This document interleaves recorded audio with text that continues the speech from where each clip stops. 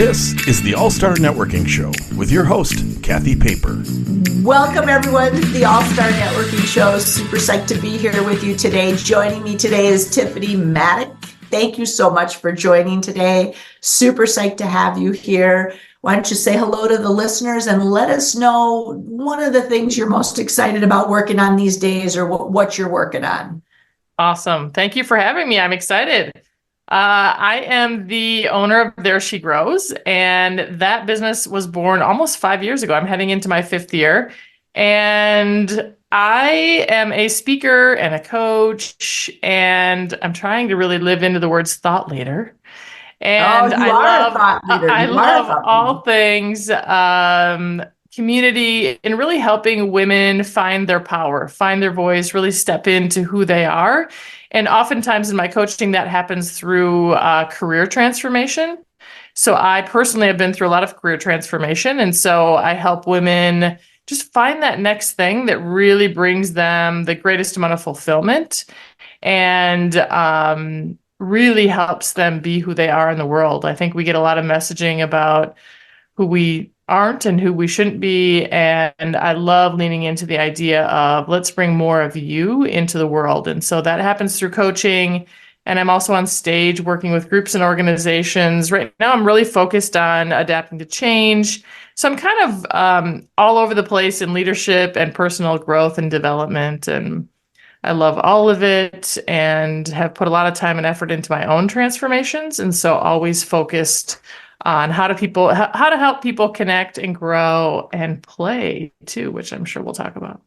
Yes, we have to. Well, you are amazing at all of those things. And when you said you've had your business for 5 years, I just remember meeting you way back when our kids were a little bit younger, and you were a force of development and growth back then.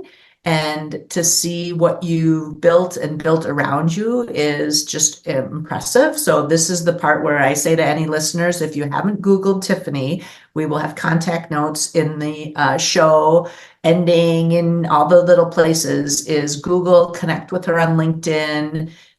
You will find some ways to plug into both community and transformation that are really powerful, which is why I really wanted to have you on the show today to talk about networking and building that community. And maybe let's just start with the beginning of kind of, what does a network mean to you personally?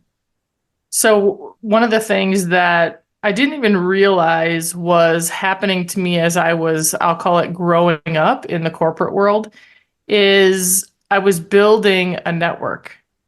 And what I mean by that is that every relationship, every single person I touched, every project I was on, I had no awareness to it, but I was doing it. I was building those relationships. I was just really present to the people. And I loved all of that human and all of that people relationship and connection. But what's crazy about it is that when you fast forward 20 years later, and now I'm out here working my business, every single relationship that I unknowingly was building into that network in those early days is actually coming to fruition even more now. So I think networking actually can be conscious, but it's also almost unconscious. And that, for me, the power of it has just been exemplified in my own business today. So, okay, because I was in corporate as well, working at Best Buy, but I never thought about that I was building relationships. I was so busy kind of getting the work done. Can you unpack that a little more for me? As, were you intentionally building relationships, or is this just how you operate? Well, I think it is just how I am, and what I loved about being in corporate were the people and the people that I worked with. And so I think it was just part of my personality and my way of being in the world, is that relationships were important to me and having those connections. But I don't think I didn't have an agenda. It was very authentic. It was very real. I wasn't intentionally doing that so that someday they'd call me, into their company, 20 years later to work with them in their business. So now, I mean, it's different now because now I'm actually more intentional about it. I can actually have, make plans and try to expand my network in a very intentional way, that is different than how it was when I was more just kind of going through the motions of work. Okay, so 2 words that you said there, because again, people that are listening are anywhere from emerging networkers to people that are all-star networkers that know you and want to get some more nuggets. When you mentioned the word, I didn't have an agenda versus I was intentional. Again, 72% of people cringe just at the word networking. Right? We all think we're passing business cards or we're hustling something or you're whatever. Maybe just explain a little bit about those 2 words for you, what they mean, or how you differentiate, because I do think people use the word genuine. You're a very genuine connector. And so maybe say a little more about that. I mean, I don't wake up every day and think to myself, I need to go build my network. That's not a thought for me. My thought is, who do I need to connect with? How can I show up for them? And how can we support each other? So there's this ripple effect that comes by, it's a byproduct of connection. So for me, it's the human element of it that I'm not out building connections so that I can make revenue in my business. I'm building connections so that I can do what I love in the world and show up authentically and real and as who I am. And that in itself takes care of the revenue part. Does that make sense? If I tend to my relationships and my connections and I show up for people, the business part just becomes easier. So I think it's different than it's very robotic. I'm going to wake up today and work on my network. That doesn't give me a ton of energy, and it doesn't make me feel alive. It sounds like a task that I have to check off. When I think of my human connections and the people that I love and the people I want to spend time with, it's not a task. It's an actual part of my value system, and it's part of what brings me joy. So it's just a different it's the same thing. It's just a different, I view it as way more opportunity to connect and grow with other people than I do like, I need to network so I can build business.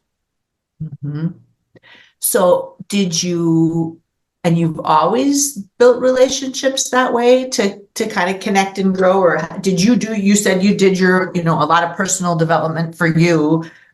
Did anybody help you with this, or how did you get kind of that wisdom about connection? In 2008, I sort of it wasn't midlife because I was only like 36 years old. I hope I have longer than that, but it was like this moment of my life where my kids were older, they were getting to school. I had been working for 15 years, and I'd gotten to a point where I was like, what I'm doing right now isn't going to work for me anymore, but I didn't know how to get out of it. And so I went into some really deep spiritual and transformational work and a really big self-study. And what I learned in that self-study is here's what I value, here's what's important to me. And I was trying to answer some really big questions like, who am I? Why am I walking on this planet? What am I supposed to be doing with my life? And what I've learned from that transformation and just that experience of learning and growing is that the journey of being human, we are meant and we're built to do it socially and in community. For me to just go into my, books and study by myself will never get me the level of growth, the level of experience, the level of connection, fulfillment, fulfilling my needs as I can get with other people. So the people continue. I mean, it's every week I meet somebody who gives me something that I need. And to me, that's what fuels my desire to keep connecting and keep building. It's a network. Yes, it is absolutely a network, but I love the word community because I feel like in a community, you show up for each other. I like that, social and community. And just you keep saying the words, we show up for each other. I think that's a really powerful way of thinking about your network. Because again, if you've ever networked at a time when you either don't have revenue or sales or looking for a job, you frame it differently. Or I don't know if you've ever experienced that, or when you work with people, but the way you describe it of showing up for people, I think that just really resonates. Of we all win together, or that community part is more fun. To do it. So you're making me think of sometimes we can lean into networks out of desperation, meaning I'm desperate for a job, I'm desperate for more sales or revenue or whatever. And one of the things that came out of my experience of being in corporate for 25 years is I was no longer available to any sort of thinking like that. So I spent 25 years in high performing, high stakes culture. We were moving faster than we could move. Everything was high pressure. It was all stress. Well, so now I come out and I build a business.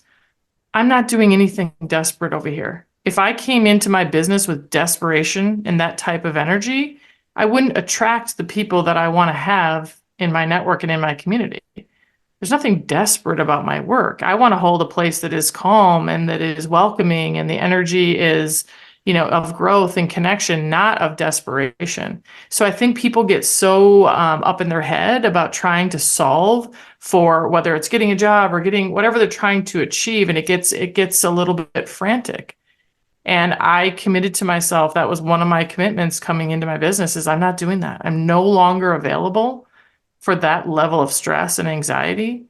And I think it's hard, it's easier to say than do, but I think it matters if you can shift into, it's like, why they talk about gratitude practice. It's like if you can shift into abundance of connections and feeling like the abundance of the people and just trusting that, totally different energy than desperation and lack and scarcity.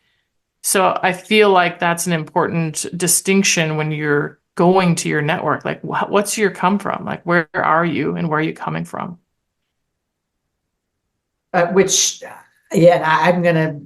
hit the rewind button on that, which you just said, because again, I've been running my own business for almost 20 years now, but there are still those moments, sometimes on a Monday morning, where you have that hurry up offense feeling versus the joy of the connection.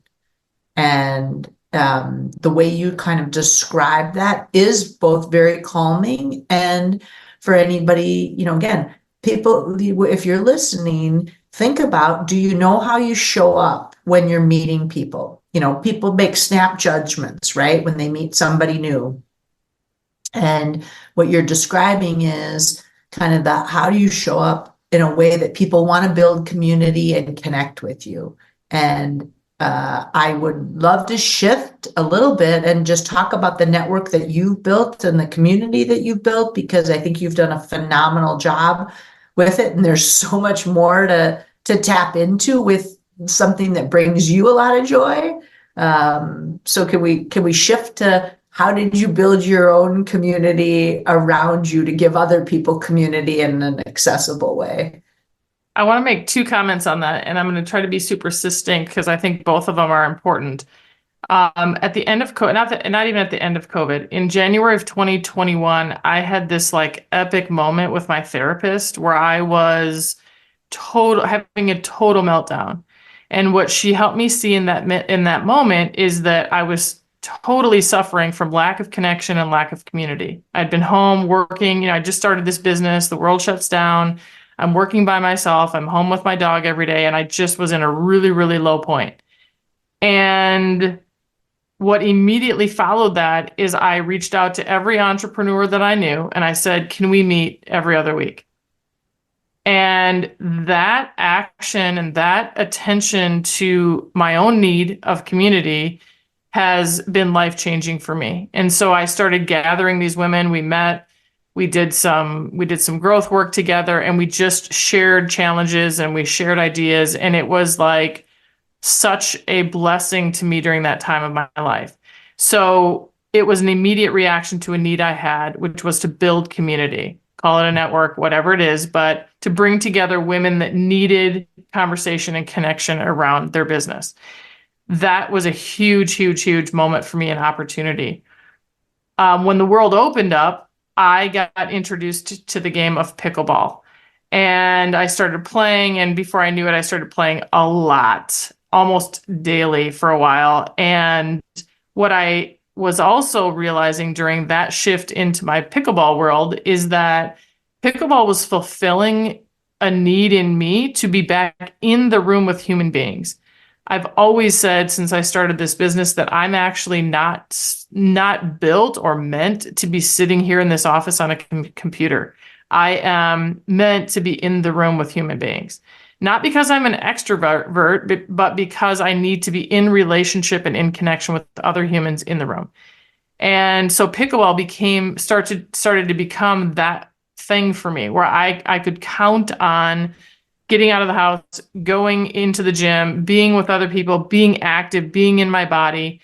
And then as a little bonus to all of that, I actually got to see a lot of my own growth and my own mindset work in the game, which that's a different podcast probably, but yes, please. We're going to do another one just on pickleball and mindset. On the mindset, on the game, but it's about play. It's not even as much about the game as it is about the opportunity to play. But anyway, what the satisfaction I get from that community, I feel like is what women, so now I'm going to jump over to what women I feel like are screaming for in this middle age zone.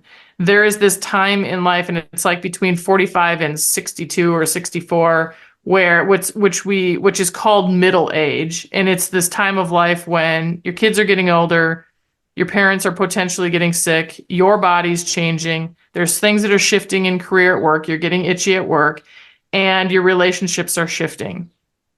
And I just saw this gigantic need as the world was opening up and we're getting back in the room together.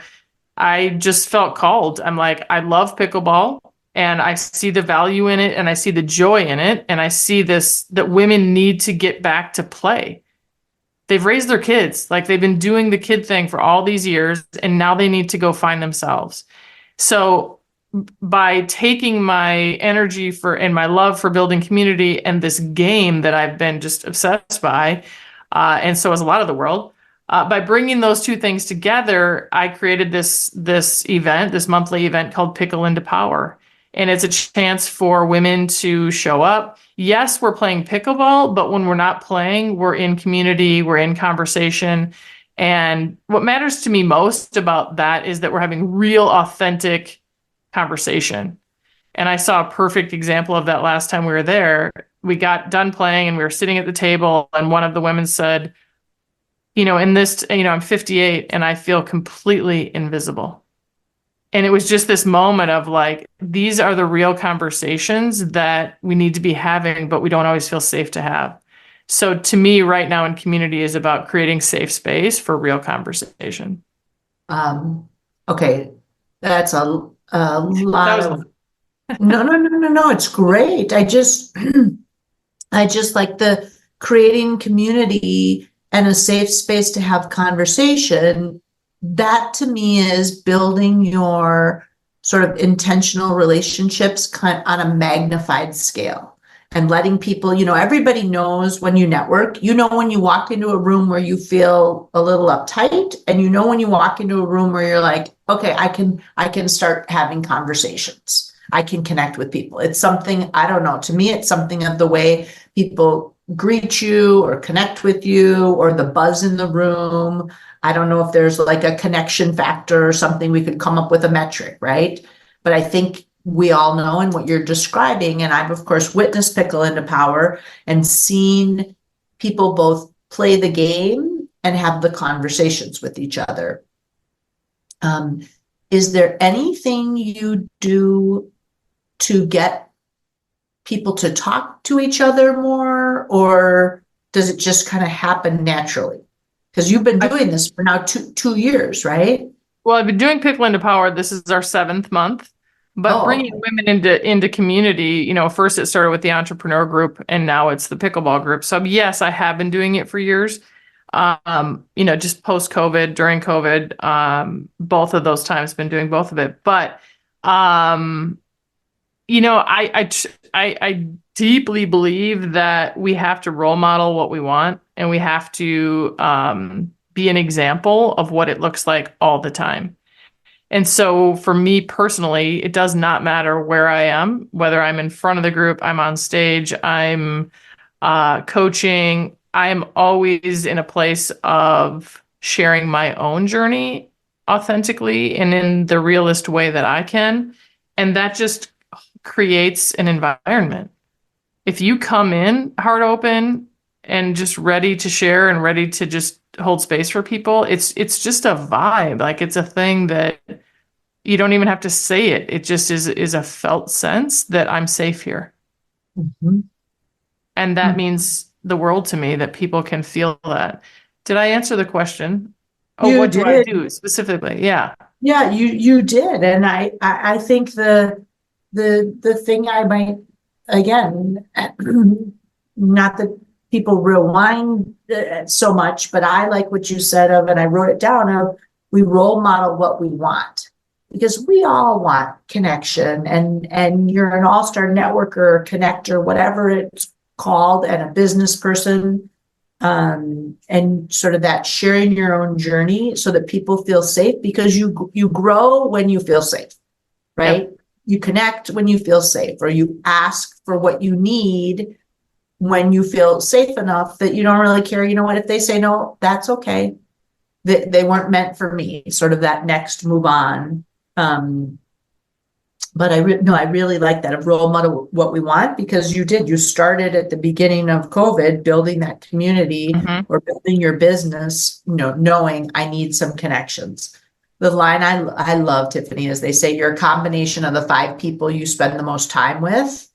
And you know, to me at least, when you do sports or any activity, you sort of get to know people on a different level. So the melding of personal, professional, and of course your pickleball passion, that's a lot of P's. Mm-hmm. It's just an interesting, really powerful way to get people to grow. And because I know you and I are working on this, tell me a little bit about the connecting with people and the application inside of an organizations. Mm. Well, I have a lot of big dreams when it comes to the world of work. And I don't know that my dreams are always reality, but I believe, like, if I could write the dream for organizations, I would put humans at the center of it as opposed to revenue, which is where I sometimes get, you know, I might get beat down on that because, businesses are in business for a reason and it's to make money. But I believe that if you put the humans in the center of it, then the money would take care of itself. So, so for me, inside organizations, I mean, when we were working on culture shaping at Thomson Reuters, for 5 years, we brought the human element to work. And I can remember saying, I was talking about bringing up the conversation about loving what you do. And I can remember thinking to myself, like, am I allowed to use the words love and work in the same sentence here? And so, like, humans are wired in a certain way. Like, we're creatures of social connection. We want to belong. We want to be seen. We want to be heard. We want to feel safe. Like, there's all this humanness. Like, it takes a human to run a business, and it takes a lot of them, in community together to do that. And so I have a lot of beliefs about what I think humans need at work. And so I do the work to change it one person at a time or one organization at a time. It's like, how can we do that together? That's awesome. That's awesome. And the one person at a time is great because, again, back to you don't have an agenda. You just show up and build the network and the connections. How do you said you don't wake up and do this, and I'm going to get a little tactical on this, is how do you decide who to be around? So somebody that's wanting to expand their circle, how did you decide who to be around at that very beginning? You said you picked entrepreneurs, or what advice would you give to somebody that's, maybe they're a little, I would say sort of shy. Sometimes I get kind of shy, Yeah. and people are always shocked when I say I'm shy. I'm like, everybody gets shy when you're building connections. So one of the things I always talk about when we're coaching about career is paying attention to past clues. So when you reflect on people from your entire history, we all have a lot of years now in us, a lot of wisdom. When you reflect on the people who have, you know who they are, the people, there's a feeling you get from certain types of people that bring you life. There are certain types of people that drain the heck out of you. So if you can spend a little time reflecting on and looking for the clues from your past and using those to inform your future, what are those people like? And how can I get more time with people like that? Where do they hang out? What are they doing? What do they care about? And I also just think when you get clear with that vision of the type of person and what it feels like to be with them, they just start showing up. I take it very seriously when someone says to me, I think you should meet so and so.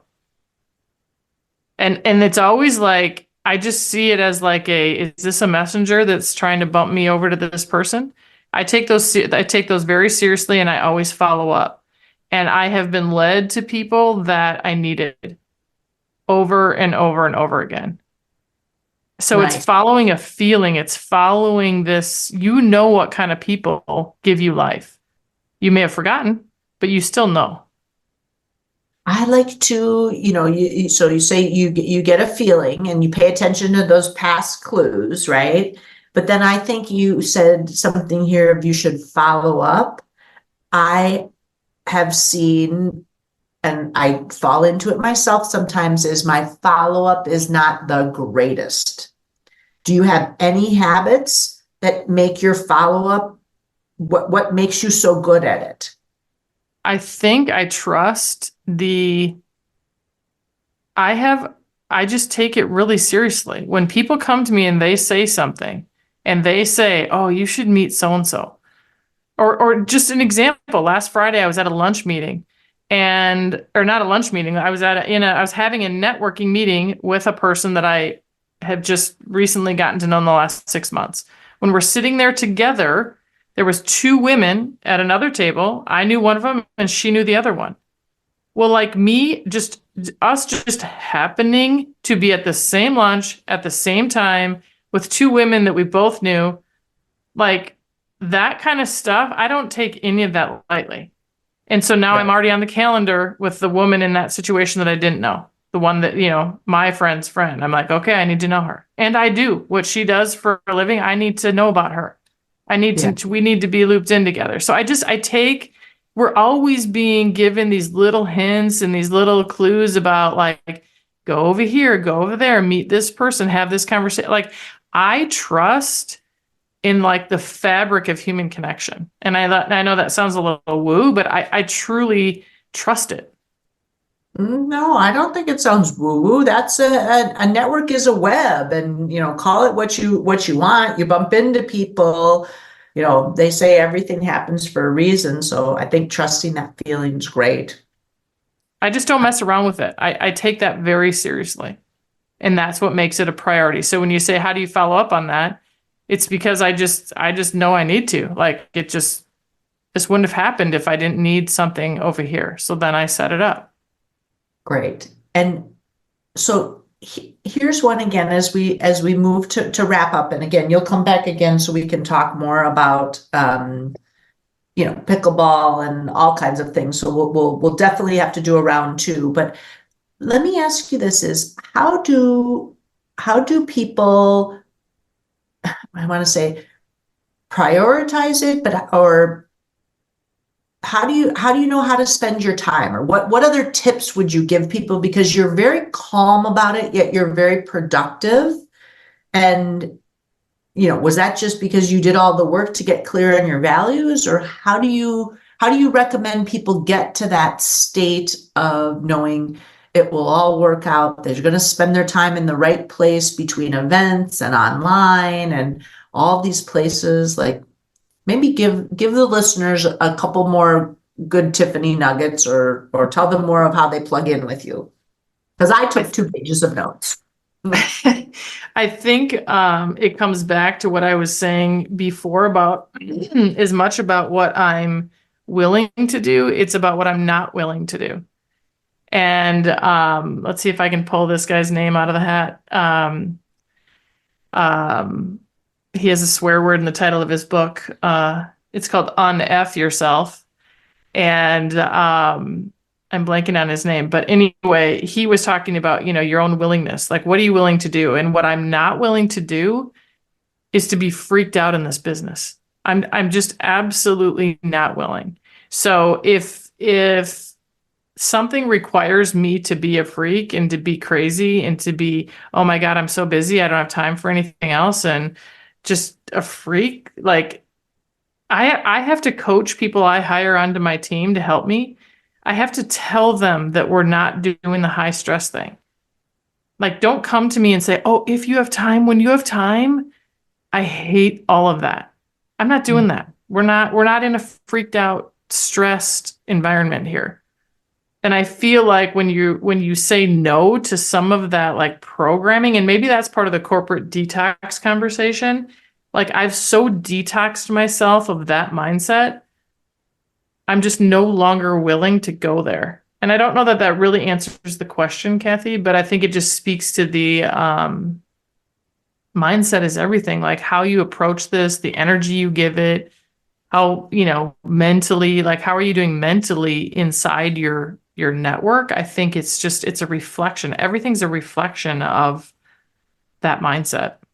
And so I think you choose it with care. No, this is great.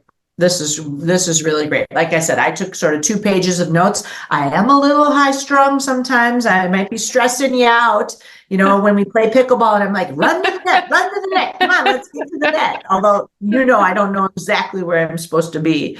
But no, this is really helpful, and mindset being everything. So people can find you on LinkedIn, Tiffany Mattick, mattick.com. And again, I just think you're a fabulous networker and connector, and super psyched to have you share all this wisdom with everyone. If there's anything else, I know you got notes, anything you want to add, great. The only thing I would add that I thought about in advance was just being your brand and showing up in the world with your brand as soon as possible, because your brand is really what connects people to you. And so every second you can put in on your personal brand and then also bringing it into the world, to me, that is, I started doing that before I even knew I should do it. And it served me so incredibly well. Awesome. To be in your brand. This is great. Well, Tiffany, super wonderful to have you here. Like I said, we'll have you back, and this is terrific. Thank you, Kathy, for having me. That was a fun conversation. You're welcome. It was great to be with you. Thanks for listening to the All-Star Networking Show with Kathy Paper. If you're interested in being a guest, please contact Kathy at www.rockpaperstar.com.